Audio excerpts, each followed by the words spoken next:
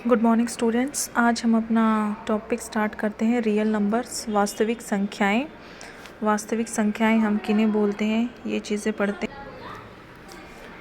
तो वास्तविक संख्याएं पढ़ने से पहले हम सबसे पहले पढ़ते हैं नंबर्स, नंबर सिस्टम। संख्या पद्धति होता क्या है, नंबर्स होते क्या हैं, संख्याएं क्या होती हैं और संख्याएं किनसे मिलकर बनी होती हैं। तो बेटा देखो, संख्याएं हैं जो नंबर्स है वो आपका डिजिट से मिलकर बनता है। डिजिट को बोलते हैं अंक, यानी कि जब दो अंक मिलते हैं, जब अंकों को जोड़ के लिखते हैं, मिलते हैं, तो उन्हें बोलते हैं हम, उससे हमारा क्या बनता है, नंबर्स बनता है।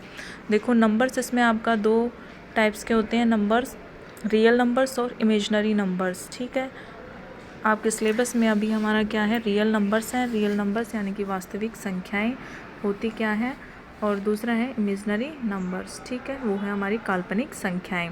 तो आज हम पढ़ेंगे रियल नंबर्स।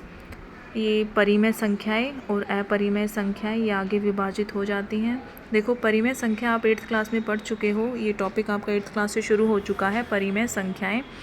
तो परिमेय संख्या आपने पढ़ा था कि p/q की फॉर्म में होता है। जो q होता है वो नॉट इक्वल टू आपका क्या होता है, 0 होता है।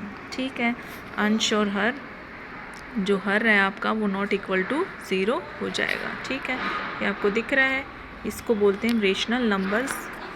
दूसरा है आपका अपरिमेय संख्याएं, इरेशनल नंबर्स। ठीक है, जो हमारे किसके ऑन रूट की फॉर्म में हो, √3, √5, ये जिसका कोई, ठीक है, जिसके कोई फैक्टर ना बन रहे हो, √5, जिसे हम √रूट से बाहर ना निकाल पाएँ, स्क्वायर रूट से बाहर ना निकाल पाएँ, तो हमारे क्या होते हैं, वो इरेशनल नंबर्स होते हैं। अब इसी के अंदर आपका एक नया टॉपिक है, क्या है, डेसिमल एक्सपेंशन। हिंदी में बोलते हैं जिसे हम दशमलव प्रसार, दशमलव प्रसार। अब देखो बेटा, रेशनल नंबर्स में आपका दशमलव प्रसार हमें ये ज्ञात करना होगा कि वो शांत आवृत्ति का है या अशांत आवृत्ति का है, टर्मिनेटिंग है या नॉन टर्मिनेटिंग है। ठीक है, इस चीज़ को हम समझते हैं एग्जाम्पल की ओर से। देखो आपका 1/8 है, 1 को डिवाइड करना है 8 से, ये आपको आता है डिवाइड करना, कैसे हम इस चीज़ को डिवाइड करेंगे। ठीक है, अब देखो इसमें जो आपका शेष फल है, यानी कि जो रिमाइंडर है वो आपका क्या आ रहा है, 0 आ रहा है लास्ट में। ठीक है, यानी कि आपका क्या है, शांत आवृत्ति का क्या है, रेशनल नंबर है। ठीक है, ऐसे दूसरे एग्जाम्पल को देखते हैं, 2/3 को। इसमें जब भी आप इसको डिवाइड करोगे बेटा, डिवाइड करते करते क्या होगा, इसमें आपका जो शेष फल है वो 0, क्या है, वो 0 नहीं आएगा, ये आपका ऐसे ही चलता रहेगा। तो ये आपका क्या है, ये आपका है अशांत आवृत्ति का रेशनल नंबर। ठीक है, ऐसे ही आपका अपरिमेय संख्या में जो दशमलव प्रसार है, डेसिमल एक्सपेंशन होता है, वो होता है अशांत अनावृत्ति का। ठीक है, वो चलता ही रहता है, आप इसको कितना ही वो कर लो, आपका सेम आपका ये रिपीट होता ही रहेगा। आगे देखते हैं हम परिमेय संख्या है, रेशनल नंबर्स। ये आप पढ़ चुके हो पहले ही, 8th क्लास में आपका है, इसको रिकॉल कर लो अच्छे से। और देखो रेशनल नंबर्स भी हमारे दो टाइप्स का होता है, फ्रैक्शंस और इंटीजर्स। फ्रैक्शंस हमारा जो p/q की फॉर्म में हो, अंश और हर की फॉर्म में हो, जो अंश देखो ये रहा p/q की फॉर्म में हो। ठीक है, q आपका नॉट इक्वल टू 0 और 1 के इक्वल हो, एक एग्जांपल जैसे 4/7। ऐसे ही इंटीजर्स जिसको बोलते हैं हम पूर्णांक संख्याएं, p/q की फॉर्म में जो q आपका वो इक्वल टू 1 होगा, यानी कि पूर्ण संख्याएं हो जाएंगी, जैसे -3, -2, -1, 0, 1, 2, 3, ये आपके क्या है, इंटीजर्स हैं। अब देखो इंटीजर्स को इन्होंने फर्दर आगे विभाजित कर रखा है, डिवाइड कर रखा है। देखो नेगेटिव इंटीजर्स, ठीक है, ऋणात्मक पूर्णांक, दूसरा है ज़ीरो इंटीजर, शून्य पूर्णांक, तीसरा है पॉजिटिव इंटीजर्स, धनात्मक पूर्णांक। ठीक है, ये चीज़ें आप पहले पढ़ चुके हो, इन चीज़ों को रिकॉल कर लो, ये आपके आगे भी यूज़ होते ही रहेंगे। तो ये बेसिक सी चीज़ें हैं, जिन बच्चों को डाउट है वो ध्यान से इन चीज़ों को देखो और इनमें समझने की कोशिश करो कि कैसे कैसे नंबर को हमने फर्दर डिवाइड करते हुए चल रहे हैं। ठीक है, कि नंबर, रियल नंबर्स हमारे क्या होते हैं, इसके फर्दर पार्ट्स क्या होते हैं, रेशनल नंबर हमारे किस में आते हैं, इरेशनल नंबर हमारे किसके अंदर आते हैं। ठीक है, ये सारी चीज़ें आपको क्लियर होनी चाहिए। अब कुछ चीज़ें हैं जो हम देखते हैं, पढ़ते हैं। देखो होल नंबर्स क्या होते हैं, नेचुरल नंबर्स क्या होते हैं, इवन नंबर्स क्या होते हैं, ये सारी की सारी चीज़ें आप बेटा किस में, 9th क्लास में पढ़ चुके हो, नंबर सिस्टम चैप्टर में। ठीक है, तो उन चीज़ों को एक बार रिकॉल कर लो, क्योंकि आपका यूज़ होता ही रहता है ठीक है। देखो होल नंबर्स को बोलते हैं पूर्ण संख्याएं, जो 0 से स्टार्ट होती हैं और इन्फानाइट चलती रहती हैं। ठीक है, अनंत तक चलती रहती है। दूसरा है आपका नेचुरल नंबर, प्राकृतिक संख्याएं, जो 1 से स्टार्ट होती है और इन्फानाइट चलती ही रहती हैं। अगला है इवन नंबर, सम संख्याएं। सम संख्याएं इवन नंबर्स नाम से ही समझ आ रहा होगा। ठीक है, 0 +- 2 +- 4 +- 8, ये हमारी क्या है, ये इवन नंबर्स हैं। ओड नंबर्स हमारे क्या है, विषम संख्याएं, +- 3 +- 5 +- 7 +- 1, ये हमारे क्या है, ओड नंबर्स।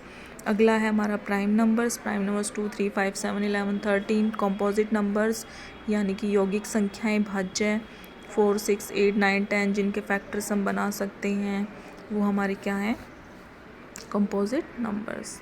अगला है हमारा कोप्राइम नंबर्स, असहभाज्य संख्याएं। ठीक है, जैसे एग्जांपल है आपका 4 9, इनमें क्या है कॉमन, 1 ही कॉमन फैक्टर है। ठीक है, अगला हम देखते हैं HCF और LCM। HCF और LCM, HCF क्या होता है, हाईएस्ट कॉमन फैक्टर, और LCM क्या होता है, लीस्ट कॉमन मल्टीपल। ठीक है, इस चीज़ को हम समझते हैं एग्जाम्पल के द्वारा। देखो 72 और 108 का इन्होंने पूछा है LCM और HCF बताओ। ठीक है, तो सबसे पहले हम इसका क्या करेंगे, प्राइम फैक्टराइजेशन करेंगे, इसको टुकड़ों में तोड़ लेंगे, फैक्टर्स बना लेंगे इसके। तो देखो बेटा आपको 72 दिख रहा है, 72 के आपने फैक्टर्स बनाए, तो आपको पता है 2 से ये सबसे इसका लीस्ट कॉमन जो फैक्टर है वो क्या है, 2 है। तो 2 से इसके फैक्टर बनाने शुरू करोगे तो आप कैसे बना लिए फैक्टर आपने। ठीक है, 2 3 पे जा रहा है 6 हो जाएगा, ये 12 पे जा रहा है 6 पे जा रहा है तो 12 आ जाएगा। ठीक है, ये आपने बिल्कुल छोटे लोअर क्लासेस में आप पढ़ चुके हो सारी चीज़ें। ऐसे ही 108 के भी आप ऐसे ही फैक्टर बना लोगे। तो एक बात देखनी है आपने कि अभाज्य गुणनखंड विधि में आपको HCF और LCM कैसे निकालना है। ठीक है, देखो 72 है और 108 है, इसके आपने क्या कर लिया, प्राइम फैक्टराइजेशन कर लिया है। तो HCF में आपका होता है highest common factor. Highest common factor है तो बेटा देखो आप दोनों में से क्या करोगे, दोनों में जो कॉमन है।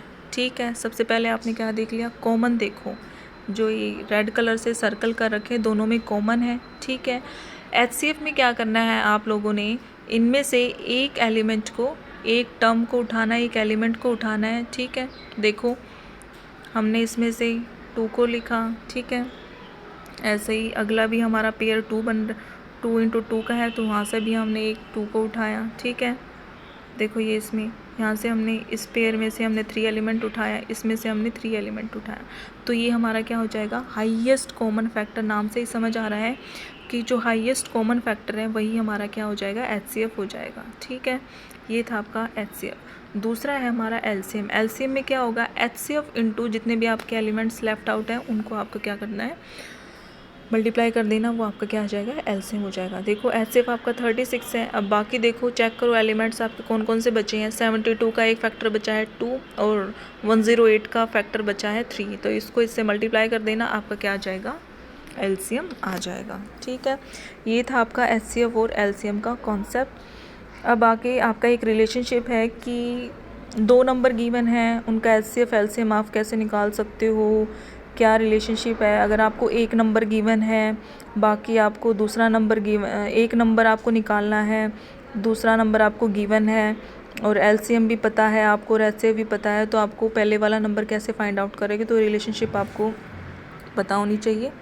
ठीक है, देखो क्या है इसमें,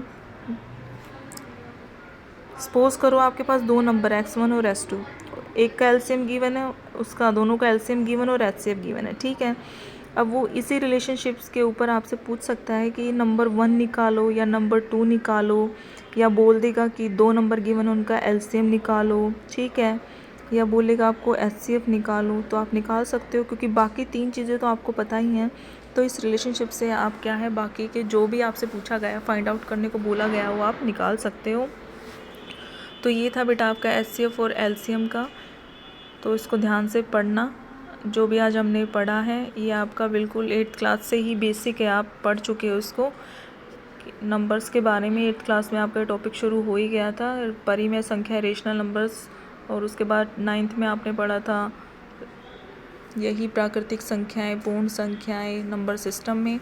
अब 10th में आपका ये वास्तविक संख्याएं हैं। तो ऐसे ही आपका ये टॉपिक वास्ट है, तो इसको थोड़ा सा बेसिक्स लेवल से इसको अच्छे से समझते चलो, आपको कोई कन्फ्यूज़न नहीं होगी। इसको अच्छे से पढ़ना और जो एक्सरसाइज के क्वेश्चन है वो प्रैक्टिस करना।